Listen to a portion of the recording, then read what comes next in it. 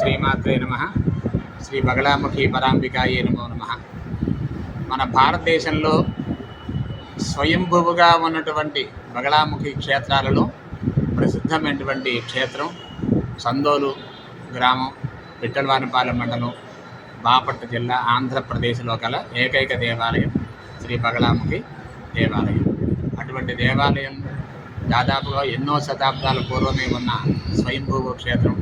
దశమహావిద్యలలో 8వ స్థానాన్ని అలంకరించుకోవడం, అలాగే అనేక మంది మహర్షులు, పీఠాధిపతులు, తపోధనులు ఈ ఆలయాన్ని సందర్శించడం, కొంతకాలం తపస్సు చేయడం, అమ్మవారి సన్నిధిలో వారి యొక్క శక్తిని ఇక్కడ ప్రవేశపెట్టడం అనేది ఎన్నో తార్కాణాలు.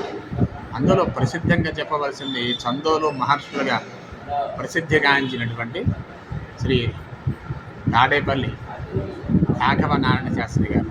వారు అమ్మవారి ఆరాధన, అమ్మవారిని శాంతమూర్తిగా మార్పు చేయడం అనేది ఒక గొప్ప విశేషం.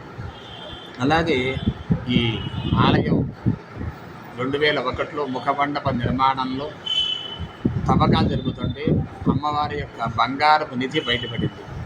దాదాపు 7 సంవత్సరాల పాటు హైకోర్టులో పెండింగ్లో ఉంది, ఆర్కియాలజీకి, ఎండోమెంట్కి, ఇతర భక్తులకి మధ్య.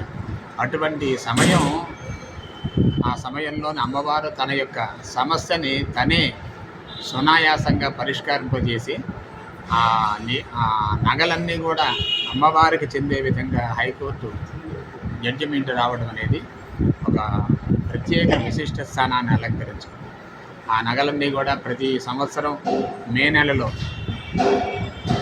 అమ్మవారి ఉత్సవాల సమయంలో అలంకారం చేయడం జరుగుతుంది. అలాగే త్రిపుర రాష్ట్రానికి సంబంధించినటువంటి మహనీయులు, పూజ్యులు శ్రీ కపిలేశ్వరానందగిరి మహారాజు 2018 సంవత్సరంలో ప్రవేశపెట్టబడినటువంటి అమావాస్య దివ్యహోమ కార్యక్రమాలు ప్రారంభమై ఈ రోజుకి 91 అమావాస్యలు జరగడం అనేది చాలా గొప్ప విశేషం.